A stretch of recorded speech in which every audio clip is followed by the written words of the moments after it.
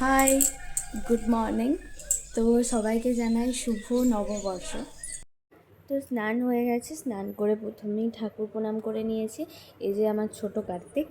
তো ঠাকুর প্রণাম করে আমি চলে গেছি সাজগোজ করতে, মানে সাজগোজ বেশি কিছু না, দেখতেই পাচ্ছ একটা মলমল কটনের শাড়ি, ব্লাউজ, তার সাথে হালকা একটু মেটালের কিছু জুয়েলারি, আর তার সাথে মুখে তো একটু টোনার, একটু সানস্ক্রিন মাখতেই হবে না, রোদ গরমটা আর তো ছেড়ে দেবে না।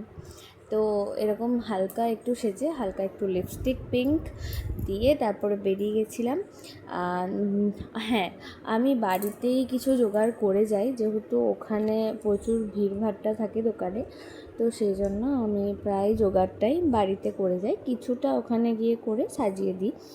তো আমার বাপের বাড়িতেও মানে আমার বাবারও দোকান আছে, তো আমার বাপের বাড়ির হিসাবেও আমরা পুজো করতাম বরাবরই। আমি ছোটো থেকে এই দিনটাই এখানেই থাকতাম বাজারে, সকাল 12টায়।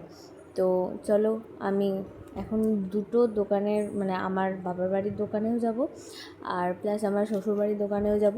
দুটো দোকানেই জোগাড় জান্তি করে, পুজো জোগাড় করে, পুজো করিয়ে তারপর বাড়ি আসবো। তো প্রথমেই আমি এখানে টোনার নিয়ে একটু সানস্ক্রিন লাগিয়ে বেরিয়ে গেছিলাম। তারপরে দেখো, আমি ফল টল নিয়ে আমাদের বাড়ির সামনেই তুলসী মন্দিরে কেটে নিচ্ছিলাম এগুলো। কারণ আমার বললাম ওখানে গিয়ে অনেক ভিড়ভাট্টা থাকে, তো কাটতে খুবই প্রবলেম হয়, বুঝতেই পারছো। সেই জন্য কিছু জিনিসপত্র এখান থেকে কেটে নিয়ে যাচ্ছি। আর যেমন আঙ্গুর, কলা, যেগুলো ওখানে গিয়ে কাটা সম্ভব ছুরিতে, সেগুলো কেটে নেবো ওখানেই। আর আঙ্গুরগুলো ধুয়ে, ফল টল ধুয়ে নিয়ে চলে যাচ্ছি। আর যেমন বড় বড় জিনিসগুলো, আম, তরমুজ, শসা, এইগুলো একটু বাড়ি থেকে টিফিন বক্সে করে ভরে নিয়ে গিয়ে ওখানে সুন্দরভাবে সাজিয়ে দিই। তো এইভাবেই আমরা প্রত্যেক বছর করি, আগের বছরও তাই এইভাবেই করেছিলাম। এবার অনেকজন বলবে হয়তো যে রেকাবিতেই পুজো দিতে হয়। হ্যাঁ, রেকাবিতেই দিতে হয় অবশ্যই। আমার বাবার বাড়ির পুজো যেটা হয় সেখানে আমরা রেকাবিতেই দিই, কারণ সেটা অনেক ছোট। আর এখানে যেহেতু বড় করে পুজোটা হয়, অনেক ফল টল থাকে, তো এত রেকাবি নিয়ে যাওয়া ওখানে পসিবল, ঠিক পসিবল নয় বলবো না, পসিবল বটে, কিন্তু নিয়ে গিয়ে ওখানে অনেক লোকজন থাকে, তো কখনো হারিয়ে যেতে পারে জিনিসপত্র। সবসময় ঘরকে নিয়ে আসা হয় না ঠিকঠাক করে, তো এইভাবে জিনিস হারিয়ে যায় প্রচুর। আর ওখানে মানে রেকাবিতে কত জায়গা ধরবে বলো, পাতাতে সুবিধা হয়, পাতাতে রাখতে, আর জিনিস হারানোরও ভয় থাকে না। তো সেই জন্য আমরা এইভাবে ফলটা কেটে টিফিন বক্সে, বড় বড় টিফিন বক্সে ভরে ওখানে নিয়ে চলে যাই।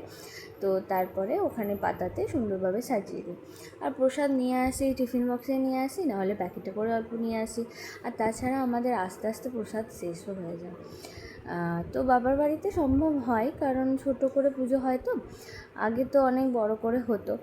এখন বাবা একা এতটা পারে না, মানে আগে প্যাকেট করা মিঠাই দেওয়া, মানে এগুলো হতো, ক্যালেন্ডার, তো এখন আর হয় না। তো ও এসছে জিনিসপত্র নিয়ে যেতে, তো ওই জন্য একবার হাই হ্যালো করে দিল আর কি তোমাদের। দেখে গেল যে আমি ফোনটা নিয়ে কি করছি, ভিডিও বানাচ্ছি না ফোনটা দিয়ে রিলস বানাচ্ছি, তো কি করছি দেখতে এলো। তারপরে দেখলো ভিডিও চলছে, তাই একটু হাই হ্যালো করে দিয়ে চলে গেল আর কি। তো এই যে বেরিয়ে গেল, আমিও বেরোবো এবার, আমটাম কেটে নিই, তারপরে এবার বেরিয়ে যাব। আর আগে সত্যি বলতে আমাদের এই দিনটা খুবই সুন্দর যেত, আর খুবই ব্যস্ততার মধ্যে দিয়ে যেত। সকালে মা কিছু একটা মানে বানাতোই মুড়ি খাবার জন্য, হয় ঘুগনি, না হলে ভালো করে একটু আলুর দম করে দিত যাতে মুড়ি খেতে পারি। তো নিয়ে আসতাম, আমরা ঘুগনিটাই বেশি করতে বলতাম মাকে। তো মা খুব সুন্দর ঘুগনি, চপ এগুলো একটু বেশিই ভালো বানায়। এমনি সব রান্নাই ভালো বানাই, বাট এগুলো একটু বেশিই ভালো বানাই, তো সেই জন্য সেইটাই করতো। করে আমরা নিয়ে আসতাম, দোকানেই টিফিনে করে খেতাম।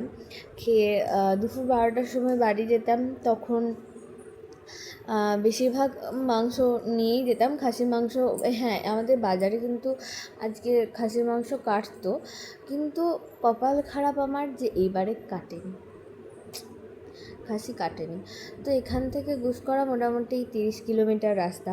30 কিলোমিটার যেতে যেতে ওখানে যে মাংসর দোকান আছে সেখানে অনেক সকাল থেকে, মানে ভোর থেকে লাইন পড়ে যায়। তো দুপুর 11টার সময়, মানে সকাল আর সেটা থাকে না, গুস করা গেলে সেটা দুপুর হয়ে যাবে। তো 12টার সময় গিয়ে আমরা ওই দোকানে মাংস নিতে দাঁড়ালে তো রাতেও ফিরতে পারবো নাকি জানি না, সেই জন্য আর আজকে খাসির মাংসটা করা হলো না। ব্যাড লাক আমার। তো কী করা যাবে, মুরগির মাংস রান্না করতে হবে। তো চলো আমি বেরিয়ে গেলাম জিনিসপত্র নিয়ে দোকানের উদ্দেশ্যে। আর দোকানটা কিছু দূর হেঁটে যেতে হয় আর কি, অনেকটাই। তো গাড়িতে বেশিক্ষণ লাগে না, হেঁটে একটু যেতে হয় কিছুটা। তো চলো দেখাই তোমাদের আমাদের দোকানটা। এটা রাস্তাটা আমার বাড়ি থেকে বেরিয়ে গিয়ে এই যে দোকানে ঢুকে গেছি। এইদিকে মিষ্টিতে ভর্তি, আর আমি ভেতরে যাইনি কারণ প্রচুর চিটে ভাব, সেই জন্য আর ওদিকে যাইনি। এদিকে আমি দেখো আলপনা দেওয়ার জন্য খড়ি মাটি গুলে নিচ্ছি, আর ফল টলগুলো সাইড করে সব পাতাতে সাজাচ্ছে তোমাদের দাদা। তো এভাবে আমি পুরো দিনটা সেলিব্রেট করি। তো আজকে প্রচুর দৌড়াদৌড়ি হয়েছে, মানে আমি এই ঘর থেকে ও ঘর, এই দোকান থেকে ওই দোকান, সারা দিনটা করেছি। তারপরে বুঝতেই পারছো নববর্ষে রান্নাবান্না। তো দেখো আলপনা দিয়েছে। আমি না আগে এই লক্ষ্মীর পাঁচটা একদমই পারতাম না, জানি না আমার মতো কারা এরকম পারতে না। কিন্তু এখন মায়ের কাছে অনেক দেখে দেখে, মায়ের কাছে ওই খড়ি মাটির লাস্টের যে জল, মানে জলের সাথে যে খড়ি মাটি, পাতলা খড়ি মাটিটা থাকতো, সেইটা নিয়ে অনেক ট্রাই করে করে এতদিনে এই একটা শেপ আনতে পেরেছি। জানি না কতটা খারাপ হচ্ছে, তো তোমরা জানিও কমেন্টে যে খারাপ হচ্ছে না ভালো। তবে মোটামুটি শেপে আসছে এখন। আগে যেটা শেপ আসতো না, এখন মোটামুটি আসে, দেখে মানে দেখে খারাপ লাগছে না। দেখো তো কারা কারা আমার থেকে ভালো পারো সেটাও জানিও, আর কারা কারা আমার মতো বানিও তারাও জানাও, আর কারা কারা আমার থেকেও খারাপ যে বানাও তারাও জানিও। তো এভাবে ট্রাই করলে অবশ্যই হবে। আমিও এরকম ট্রাই করতে করতেই একটু একটু পেরেছি এখন। তাও সব সময় হয় না জানো, সব সময় মানে করতে গিয়ে এরকম বেঁকে যাই, তো কিছু করার নেই যখন হয়। কিন্তু মায়ের খুব সুন্দর হয় এগুলো, লক্ষ্মীর পাঁচ টাঁচগুলো। তো আলপনা খুব একটা যে আমি ভালো দিয়ে আমি বলবো না, তবে ওই কাজ জ্বলার মতো হয়ে যায় আর কি। মানে দেখো কাজ জ্বলার মতো হয়ে যাচ্ছে, খুব খারাপ লাগছে না। তো চলো আমি চলে এসেছি আমার বাবার দোকানে। বাবার কাছে এসে দেখলাম মোটামুটি কিছু রেডি করেছে। আমি ফল টল কেটে, আর এগুলোর ভিডিও বানানো হয়নি কারণ খুব তাড়াতাড়ির মধ্যে করতে হয়েছে, যেহেতু জেঠু মানে ব্রাহ্মণ জেঠু আমাদের চলে আসবে খুব তাড়াতাড়ি। অলরেডি 8:30 বেজে গেছে, আমার ওখানে লেট হয়ে গেছে। তো সেই জন্য ফল টল কেটে সমস্ত কিছু রেডি করে আমি এবার আলপনাটা দিচ্ছি। আলপনাটা দিয়ে দিলেই হয়তো হয়ে যাবে। দেখো এখানেও আমি সেম ডিজাইনের আলপনা দিচ্ছি, কিছু করার নেই। তাড়াহুড়োর মানে মধ্যে আর কিছু আমার মাথায় আসছে না, যেটাই এলো সেটাই আর কি এঁকে দিলাম। তো আলপনা দিয়ে দিয়ে তারপরে আমি এখানে সব কিছু গুছিয়ে দিয়েছিলাম, যেহেতু বাবা একা। ধূপ, তারপরে প্রদীপ, সমস্ত কিছু জ্বালিয়ে সমস্ত কিছু রেডি করে আবার আমি আমার শ্বশুরবাড়ির দোকানে চলে গেছি। ওখানে গিয়ে দেখি ব্রাহ্মণ জেঠু চলে এসছে। পুজোটা প্রায় হয়ে এসছে, আমি তখন এসছি।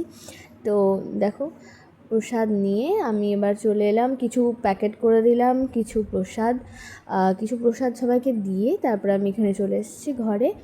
তো কী হারে আমি ঘেমেছি দেখো, মানে আগের দিন যে বৃষ্টি হয়েছে সেটা বোঝাই যাচ্ছে না। আমি বাড়ি চলে আসছি, দেখতেই পাচ্ছ টিপ টিপ দিয়ে। তো এবার রান্নার জোগাড় হবে। পয়লা বৈশাখের রান্না বান্না মানে বুঝতেই পারছো, মোটামুটি কিছু না হলেও কিছুটা পদ্ম করতেই হবে। কারণ আমাদের এই দিনটা খুব বেশি, আমার বাপের বাড়িতে খুব বেশি রান্নাবান্না হতো, যেহেতু আমরা তাড়াতাড়ি পুজো করে চলে যেতাম। কিন্তু এখানে এতটা হয় না, কারণ এখানে দোকানে প্রচুর ভিড় থাকে, মানে সববার ওরা বাড়িতে খেতেও আসতে পারে না, এতটাই ভিড় থাকে। তো সেই জন্য সেইভাবে কিছু হয় না। তারপরে এবারে আমি আছি, আগেরবারেও আমি ছিলাম বলে আমি কিছুটা করেছিলাম। তো দেখা যাক এবারও আছি, কিছুটা করি। তো চলো, আর আমাকে কেমন লাগছে সেটাও জানিও। যদিও সেরকম কিছু সাজিনি, কিছুই মেকআপ নেই, শুধু একটা সানস্ক্রিন, একটু লিপস্টিক, ব্যাস। তো জানিও এই সিম্পল লুকটা তোমাদের কেমন লেগেছে। আজকে রান্নাবান্না কী করেছিলাম সেটা আমি পরের ভিডিওতে দেবো।